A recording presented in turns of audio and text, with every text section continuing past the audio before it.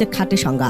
এমন বন্ধুত্ব যা ভয়কে জয় করে, অসহায় মুহূর্তে হয়ে ওঠে সাহসের ঢাল। আদরের সন্তানটি হঠাৎ করে অসুস্থ হয়ে পড়লে তাকে হাসপাতালে নিয়ে আসেন বাবা মা, কিন্তু চিকিৎসক যখন জানান জরুরি ভিত্তিতে সিটি স্ক্যান করাতে হবে, তখনই বদলে যায় দৃশ্যপট। আর এরপরই এই একটি ঘটনা যেন স্তব্ধ করে দেয় চারপাশ আর প্রমাণিত করে বন্ধুত্বের আসল মানে।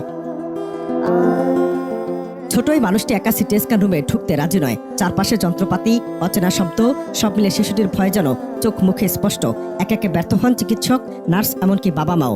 দীর্ঘ 2 থেকে 3 ঘন্টা ধরে বাবা মা এবং চিকিৎসকরা তাকে বোঝানোর আপ্রাণ চেষ্টা করে যখন ব্যর্থ হলেন, তখন পরিস্থিতির ভয়াবহতা এবং অসহায়ত্বে শিশুটির চোখ ভরে উঠছিল কান্নায়। একদিকে গুরুতর অসুস্থতা, অন্যদিকে অজানা আতঙ্ক, সব মিলে এক চরম অনিশ্চয়তার মুখে দাঁড়িয়েছিল শিশুটির পরিবার।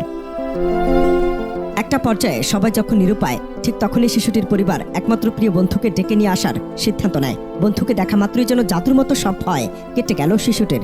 তবে তার একটি শর্ত, একা নয়, দুজনে একসাথে ওই যান্ত্রিক কক্ষের ভেতরে যাবে। সে শর্ত মেনে নিয়ে শিশুটি যখন মেশিনের ভেতরে প্রবেশ করলো, তার প্রিয় বন্ধুটি তখন নিরাপদ দূরত্বে থেকে শক্ত করে ধরে থাকলো তার পা, যেন সে নিঃশব্দে বলছে, বন্ধু, পাশে আছি, ভয় নেই। এই ছোট একটি ছোঁয়া আর উপস্থিতিতেই সম্ভব হলো সে অসম্ভব কাজ।